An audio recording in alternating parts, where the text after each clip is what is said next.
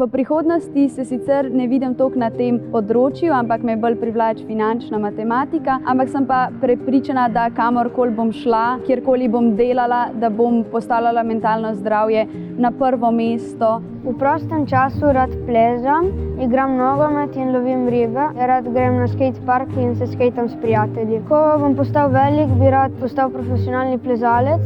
Ne vem, če sem v življenju poklicno ukvarjala s človekovimi pravicami, čeprav sem se z njimi tudi spoznala med prakso na Amnesty International, vem pa, da se bom vedno za to zavzemala. Zdi se mi pomembno, da smo predvsem mi mladi aktivni, da se sliši in upošteva tudi naš glas, da povemo, v kakšnem svetu mi želimo živeti. Čeprav smo mladi, to ne pomeni, da nas ne zanima, kaj se dogaja okoli nas ali po svetu in da nimamo mnenja. V prostem času sodelujem z mladimi varuhi narave. Želim si, da bi se še naprej ukvarjal z naravo in da bi se otroci in odrasli zavedali, kako pomembno je, da naravo varujemo in jo ne bi onesnaževali. Rada bi se vpisala na študij arhitekture, kljub temu pa bi rada ozaveščala ljudi o duševnem zdravju, saj se mi ta tema zdi zelo pomembna in se o njej premalo govori.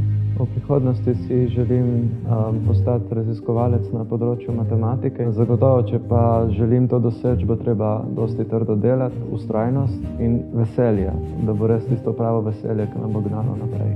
Rad bi postal komponist in skladatelj in rad bi šel na neko jadrnico in bi tam skladal. V prihodnosti si želim postati učiteljica matematike. V Sloveniji nažalost še noben slep ni tega dosegel, ampak vem, da bi se to dalo, če bi v bistvu družba malo bolj prisluhnila nam. Želim tudi drugim povedati, da tudi če si slep, si v bistvu samo slep in lahko počneš enake stvari, kot jih počnejo tvoji vrstniki, ampak pri tem rabiš le, da te drugi razumejo in določene prilagoditve. Te poplave so bile res enkratni dogodek, kot so vsi govorili, so bile res tisočletne vode, ki se ne pojavijo velikokrat. Za prihodnost si seveda ne želim, da bi se to ponavljalo, če pa bi seveda želela, da bi bilo še več prostovoljcev, ki bi tudi razumeli, kaj se lahko zgodi. Poleg tega pa moramo spoštovati naravo, ki pač lahko naredi ogromno stvari, za katere sploh ne moramo si predstavljati, kako velike. Kar se tiče mojih načrtov za prihodnost, na kratki rok se seveda želim zopet uvrstiti na olimpijado. To bom poskusil že letos,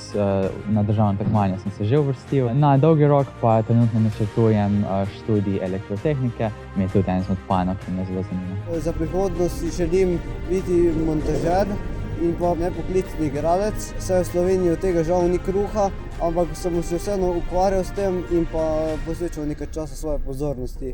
Poskusil bom delati nekaj, kar mi je všeč, kar me veseli. Poskusil bom tudi še zmeraj delovati na tem prostovoljnem področju, ker prostovoljstvo se mi zdi ena taka stvar, ki jo ljudje potrebujemo. Prostovoljci združujejo ene vrednote, kot so solidarnost, pomoč, sodelovanje, ki so zelo pomembne.